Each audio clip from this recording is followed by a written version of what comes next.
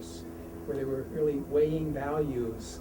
And I found the course fascinating, and then it began making me say, well, it seems that maybe some of the more important questions are questions of value, whether we should be doing this or not. And I looked at perhaps government as a place where decisions of value, how to use resources, where we're using our resources, a kind of area where those decisions were being made. So I began looking more into the area of government.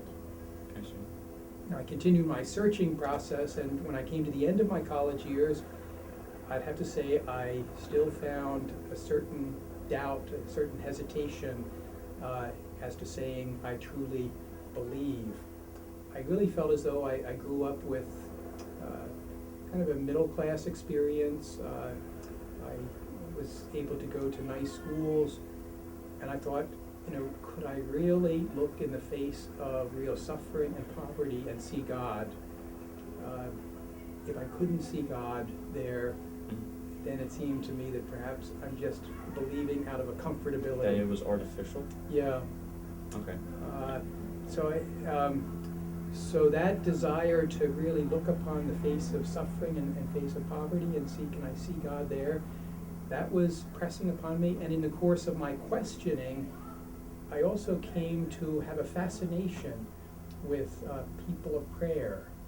And the two things, the fascination with people of prayer and this desire to look for the face of God in the real poor, the real suffering, it prompted me, of all things, to write a letter to Mother Teresa and to ask if I could live and work with their community.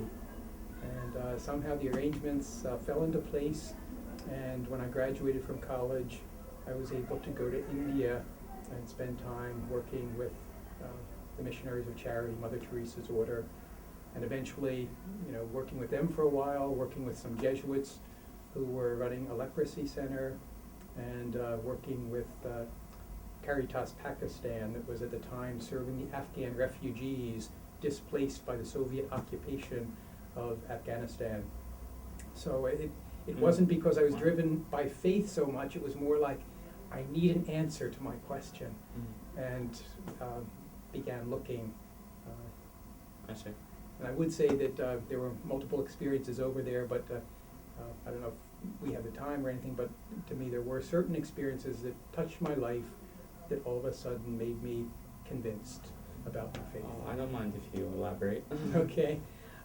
I'd say that the one experience which stood out above all the others was a Sunday morning in the Home for Dying Destitutes in Calcutta.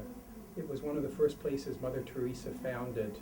It was a facility where they would bring back people who were dying on the street, and they would bring them back and care for them, bathe them, try to provide nourishment, usually with glucose intravenous. They would feed them as they were able to take solid foods.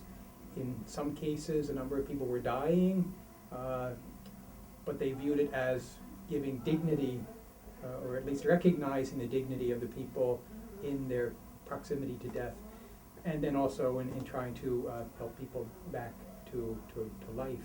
Mm-hmm. It was there on a Sunday morning, and at this point I had gone to hundreds of masses in the course of my life.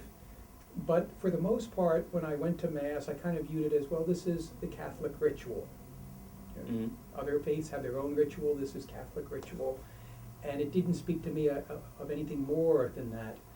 But here in this experience, in this moment, I was in the Home for Dying Destitutes. I was placed on the cot of a mentally handicapped child who looked virtually like a skeleton. And around the room, there were about 70 skeleton-like figures lying on cots. And as I was sitting there preventing this young boy from pulling out the intravenous, a priest had come into the center and began celebrating Mass over in the corner at an altar. And I'd have to say, as the Mass proceeded, and when he got to the point where the elevation of the host takes place, in the Catholic Mass there is the consecration of speaking the words of Christ over the bread, speaking the words of Christ over the